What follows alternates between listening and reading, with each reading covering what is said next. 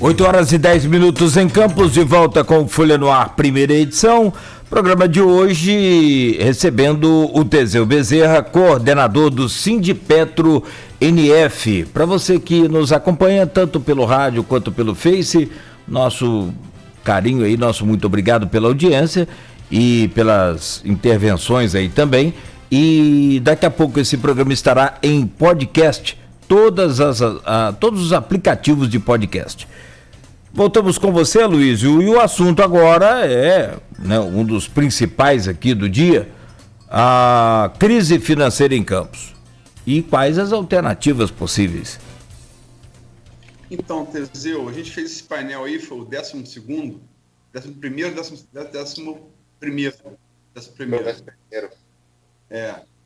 Começamos lá em meados de julho. Chegamos até esse painel aí feito com você, com o Francisco de Siqueira, presidente da Firjan. Mostra bem a pluralidade da Folha, né? Houve empresário, houve sindicato de empregado maior, sindicato de trabalhadores aqui da região, que é o Sindipetro. E eu vi também que deu uma bela entrevista aqui o José Renato Duarte, né? Advogado, servidor público federal há décadas, está perto de se aposentar, já foi secretário municipal em Campos, foi também cedido em São João da Barra e conhece muito, conhecimento empírico da máquina de dentro, né? Então foi o painel que o último painel nosso aí. Ouvimos também outras lideranças sindicais, outros empresários, vários professores de várias áreas, economia, especialista em economia e finanças, antropologia, ciência política. Ouvimos gestores universitários, de 6 das universidades que compõem talvez o nosso maior orgulho da cidade, que seja o nosso polo universitário. E a situação, ela tem N variantes, mas a pergunta eixo, né? E vamos refazer essa pergunta a todos os candidatos a prefeito, todos os 12,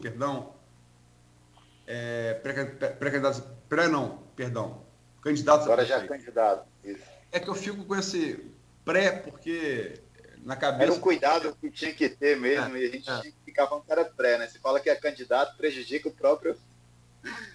Não, e prejudica também a rádio, porque a rádio é Constituição Federal, né? Então você tem que ter muito cuidado, e legislação não se discute, né? Se cumpre. Né? Claro. Mas os 12 candidatos vão repetir a eles todos. Já fizemos também aqui, o Cláudio, tivemos a chance de fazer a vários deles, ainda como pré-candidatos. Começa agora com a professora Natália. Já mandamos as perguntas ontem e vamos publicar a primeira entrevista estabelecida em sorteio, agora no sábado, na Folha da Manhã e no site Folha 1.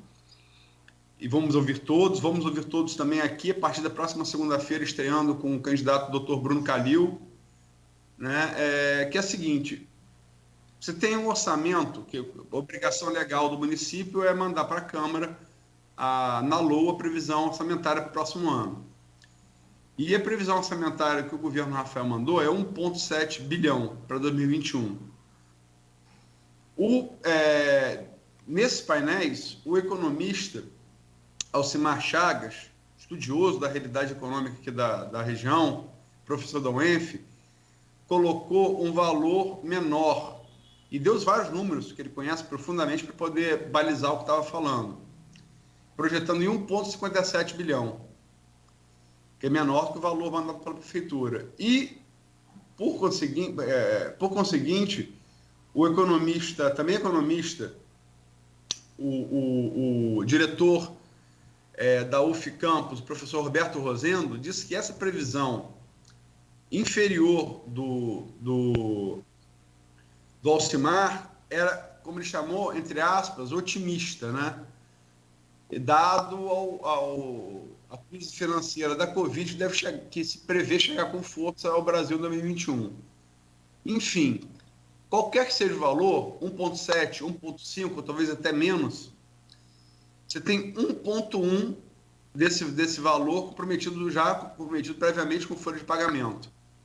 E a Fazenda projeta o gasto total, que, logicamente, a prefeitura não é só pagar servidor, você tem custeio, né, da máquina pública em 2 bilhões. A pergunta é como fechar essa conta?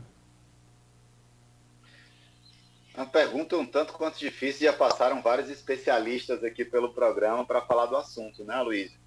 Mas como não é resposta fácil, né? Essa pergunta aí você fez também no painel e, enfim, acho que é uma pergunta, sem dúvida, a mais importante para que todos os candidatos a prefeito tenham que responder mesmo, né? Mas a gente tem que fazer essa pergunta ligando vários outros pontos. Para onde é que está indo esse recurso de uma forma geral? A gente tem 1,1 bilhão já provisionada com folha. Esses demais que sobra aí, seja os 470 milhões, sejam os 600 milhões, para onde como é que está indo para onde é que está indo esse recurso? Como é que ele está sendo investido? Como é que ele está sendo gasto? Porque alguns dados são muito preocupantes e aí não espere em nenhum momento que a gente fale em enxugamento da folha, de demissão. Nós jamais vamos poder falar sobre isso. Até porque se a gente demite, a gente está demitindo uma pessoa que ganha 1.000, 2.000, 3.000, 5.000 reais. Pessoas que trabalham na prefeitura. E essas pessoas, elas não vivem de luz, não. Elas vivem de comida, elas têm que morar, elas têm... Então, esse dinheiro que essas pessoas que ganham 3, 4, 5 mil reais, 1.000 reais, que seja, essas pessoas, elas vão estar ajudando a economia do município a rodar. Inclusive, uma parte desse dinheiro volta, porque a nossa tributação aqui no Brasil, ela é muito sobre serviços e produtos. Ela não tem uma priorização de imposto sobre a renda, sobre lucro, sobre... A gente tem uma priorização de impostos no Brasil sobre produtos e serviços. E se essas pessoas são demitidas, a própria arrecadação municipal, ela cai também. Então, eu acho que alguns pontos são importantes da gente colocar. A questão que eu apontei inicialmente falando sobre os investimentos da Petrobras, né? Eles são uma solução a médio e longo prazo. Eles não são investimentos a curto prazo. Você vai botar investimento aqui da Petrobras agora para trazer royalties daqui a 4 ou 5 anos. Então, a gente tem que pensar a médio e longo prazo. E assim também como a gente tem que ter claro, o município de Campos, um município que é um dos com maior extensão territorial no Brasil e no estado do Rio de Janeiro, é o maior, que tem maior extensão territorial no estado do Rio de Janeiro, e Campos simplesmente investe somente 1% da sua arrecadação em agricultura. Onde, ao mesmo tempo, quase todo o alimento que nós compramos na nossa cidade vem de fora da região, vem de fora da cidade. Então, de cara, nós teríamos a capacidade aí com a própria agricultura, e aí a gente apontou, né, a questão da agricultura, a questão da pecuária, a gente apontou já na entrevista que demos semana passada, essas saídas, né, mas que ao mesmo tempo isso fica muito latente. Aquela velha concentração fundiária que existe no Brasil, né, aquela concentração de terra que existe no Brasil, ela se torna ainda mais latente quando a gente chega em momentos de crise. Então, ao invés de a gente estar incentivando a agricultura familiar, estar incentivando essa questão, mesmo que o agronegócio também gera emprego, o agronegócio, e aqui não tem essa cultura de os governos incentivarem essa... Então, a conta, eu respondi isso na entrevista de papel e reafirmo, a conta dificilmente vai fechar. Até porque, nesse momento de eleição, a gente sabe como é que funciona a eleição e o jogo político em relação a RPA, a DAS, as pessoas que são contratadas, né? Com grande lamento que eu falo isso. Infelizmente, isso serve para poder fazer acordo. Já não, o vereador tá comigo, tem não sei quantas pessoas indicadas. O vereador B está comigo, vai dar uma secretaria tal. O vereador C. E, infelizmente, o jogo político, isso não é exclusividade de Campos, isso não é exclusividade dos municípios. Isso a política é um pouco isso também. Mas, ao mesmo tempo, nesse momento, a gente não vai ter agora, antes da eleição, você não vai ver um candidato falando em demissão e falando em redução. Não vai, porque as pessoas não são malucas. Como é que eles vão querer falar que querem ser prefeitos e falando em demissão? É um tema radioativo. Desculpa. É um tema radioativo em tempo de eleição. Radioativíssimo. Então, assim, para a conta fechar, eu acho que eu gostei muito, né, aquela questão do que você citou na entrevista que cedemos aí semana passada em relação ao pacto. E eu acho que mais do que nunca nós precisamos sentar as mentes que podem contribuir para a cidade de Campos, para falar, aqui a gente pode apontar nesse sentido em relação à agricultura, a gente pode apontar nesse sentido em relação ao agronegócio, a gente pode apontar esse sentido em relação à questão imobiliária da construção civil, a gente pode apontar nesse sentido na questão do setor petróleo. Então, a gente tem que ter um grupo em relação às universidades, podemos apontar nesse sentido. Então, tem que existir essa conversa, esse diálogo. E jamais nós podemos compactuar de que a crise fiscal, né, do município de Campos, que ela tenha que fechar a conta demitindo pessoas. Isso, para a gente, é uma coisa totalmente fora do parâmetro. Então, essa conta, ela dificilmente vai fechar, seja o prefeito que ganhar, e aí, mais uma vez, né, em relação à questão política. As pessoas, gostando ou não de política, no dia 15 de novembro, nós teremos uma nova Câmara de Vereadores que vai estar decidindo o rumo da nossa cidade, e talvez no dia 15 de novembro, se não dia 15, no dia 29 de novembro, nós teremos uma nova composição também na prefeitura da cidade de Campos e de todas as cidades do Brasil. Então as pessoas têm que ouvir os candidatos, têm que participar e têm que cobrar depois dos seus candidatos também. Eu lembro bem aqui que o próprio prefeito atual foi eleito com massivo apoio do servidor público e, infelizmente, temos visto aí a prioridade que tem sido dada ao servidor público municipal. Como a gente fala servidor, é bom a gente dar os números e fazer as distinções, né? Então, nesse sentido, para quem ainda não sabe, a gente bate nessa tecla, especifica isso nos painéis. O último Teseu participou também. Campos tem hoje 14 mil servidores concursados na ativa, ao custo de 60 milhões mês. E outros 4,5 milhões na ativa, hoje 1.000 carros de confiança, ao custo de 3,2 milhões mês. E Campos tem hoje 4 mil RPAs ao custo de 6 milhões mês. Então, quando a gente fala servidor, a gente está falando desses servidores, nessas categorias e desses valores. Agora, como o Cláudio Nogueira lembrou lá atrás, você falou agora há pouco, Teseu, sobre alternativa, falar sobre crise sem falar de alternativa é ser pessimista, né? Tudo tem alternativa. O Magno Amado, aqui, ouvinte e telespectador pelo streaming do programa, colocou aqui, o Cláudio já lembrou, o grande desafio da nossa região será diversificar nossa economia. Pensarmos no aproveitamento dos recursos que ainda nos restam para nos reinventarmos em todo o Estado. Maricá é um exemplo a ser seguido. Você falou, e é citado quase que unanimemente, com todas as diferenças dos integrantes dos painéis, que a retomada da agropecuária, né, é um caminho. Né? E é que se lembrar que Campos começa a sua colonização contínua em 1632, com 7 capitães.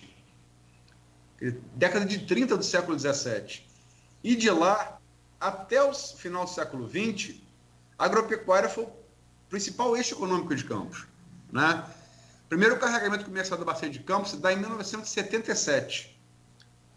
E pagamento dos royalties começa no início da década de 90 do século XX, com o advento, a partir do ano 2000, das PEs.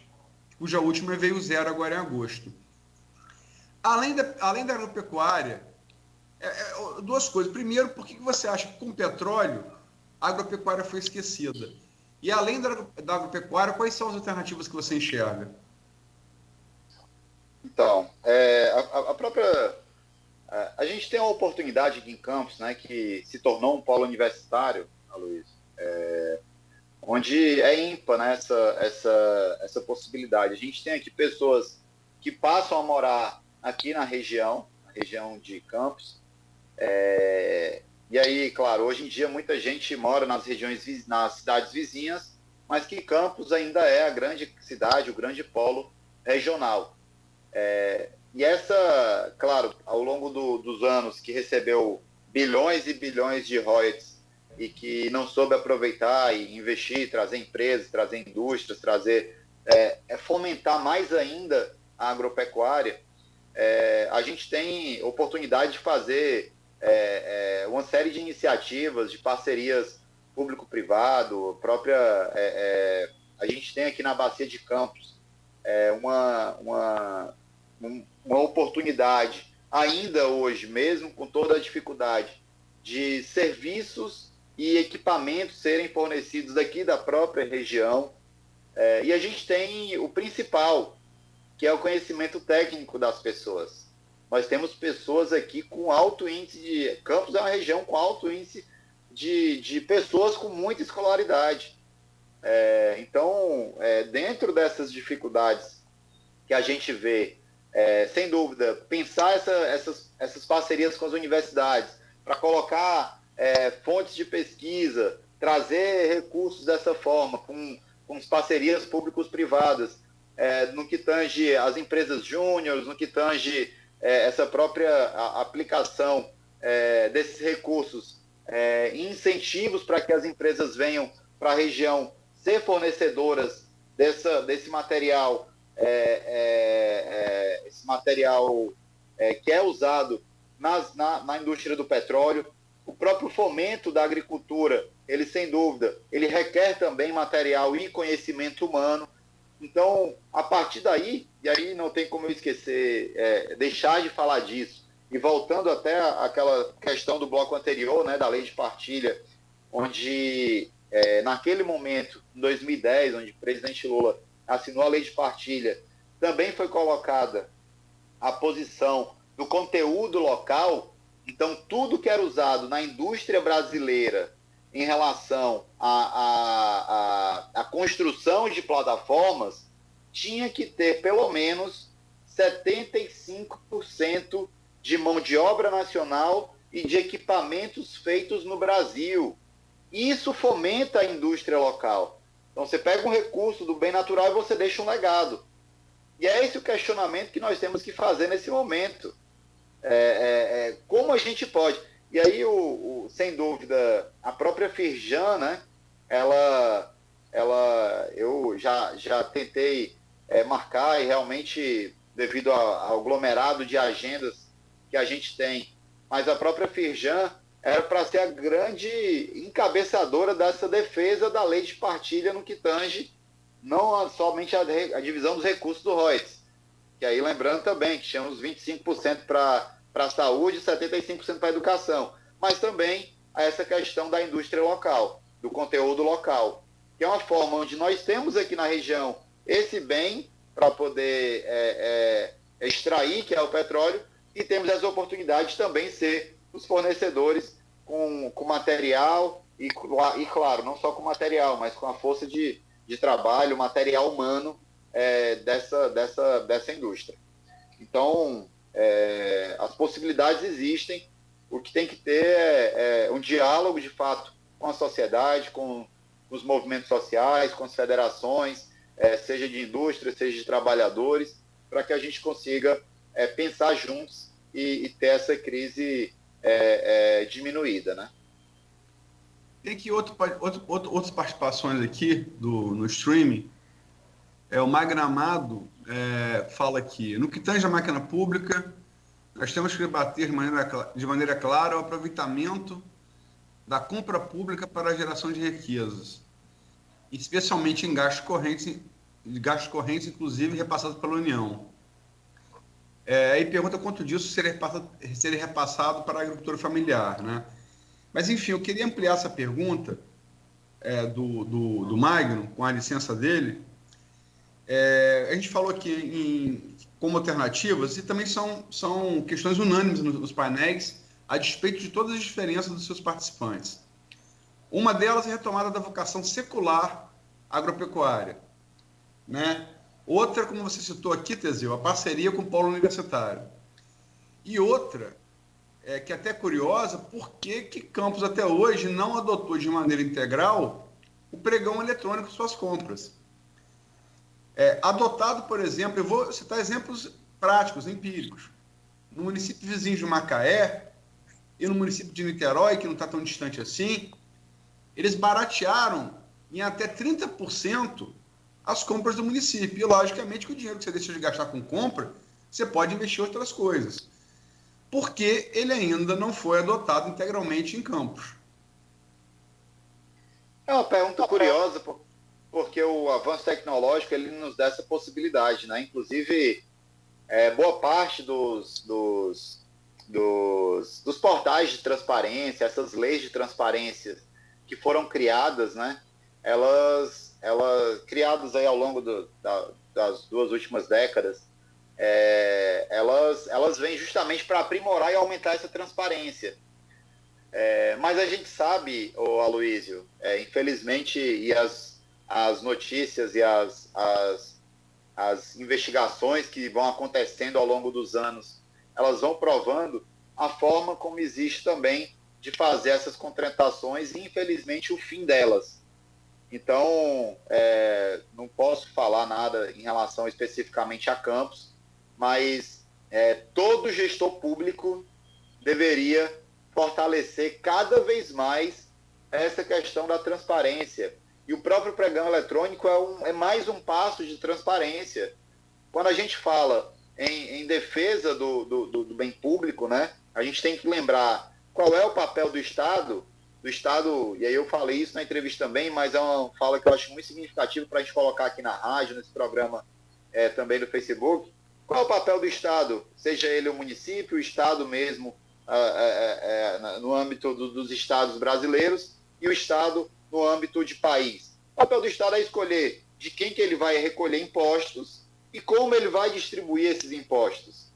E aí a gente falou do Trump no começo aqui dessa entrevista, onde o Trump, ele de forma muito clara colocou a posição dele em relação ao imposto de renda. Aquilo é o que acontece. E aqui no Brasil não é diferente. Essa escolha de quem vai ser recolhido o imposto e para quem ele vai ser distribuído, isso fica demonstrado, por exemplo, agora com esse problema. Até ontem passei lá em frente à Prefeitura de Campos, onde estava tendo um acampamento, confesso que eu não sei se acabou, se eles permaneceram, mas estava tendo um acampamento lá ontem de aposentados, de pensionistas, pessoas que dependem da Previcampos e que não teriam recebido os seus salários, os seus benefícios. E que isso é totalmente absurdo e mostra bem. Eu não sei, aí eu faço até devolvo a pergunta, eu não sei como é que está em relação à Prefeitura de Campos, os repasses, por exemplo, para as empresas. As empresas estão tendo dificuldade de receber os seus repasses também, seja ela qual for? Não que isso seja uma coisa certa ou louvável, mas isso demonstra se a prioridade vai ser repassar para as empresas que prestam serviço ou se a prioridade vai ser pagar o servidor público ou o aposentado ou a pensionista. Então, esse debate de qual é o papel que tem que ser apontado em relação a essa priorização, ela é um debate latente, é um debate que a gente tem que cada vez mais estar observando, porque isso é a escolha do futuro.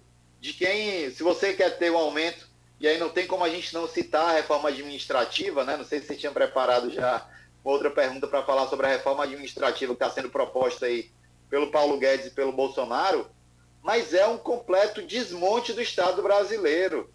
É um absurdo a forma como está sendo proposta a reforma administrativa. A possibilidade, na mini reforma tributária de criação de um novo CPMF com outro nome. É um absurdo. É um absurdo. Enquanto isso não se fala em taxação de grandes fortunas. Enquanto isso não se fala de pagamento de impostos sobre dividendos do mercado financeiro. Enquanto isso não se fala. E assim, hoje se tem uma vanglorialização. Ah, não, que a Bolsa de Valores está a 100 mil pontos. Está a 100 mil pontos e a gente voltou para o mapa da fome. Que trunfo é esse?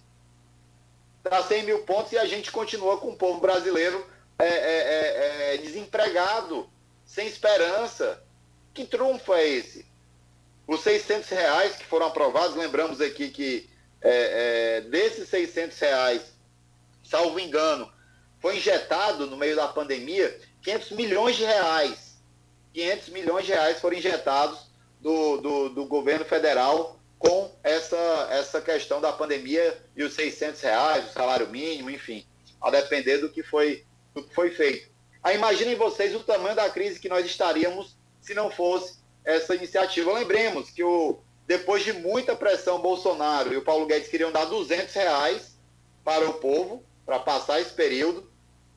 Com muita pressão na Câmara de Deputados, se conseguiu aprovar R$600, numa aliança da oposição com o Centrão, com não sei quem, conseguiu-se aprovar esses R$600. E aí a gente ainda tem que ver outdoor pago por empresários aqui da região, dizendo que obrigado Bolsonaro pelos R$600. Isso é para olhar para a cara do povo brasileiro e achar que a gente é palhaço, né? Então, é querer mentir, mas é o modus operandi, infelizmente, desse governo. Esse governo que eu falo federal, né? Então, essa situação, Aloysio, ela para janeiro, que é quando acaba essa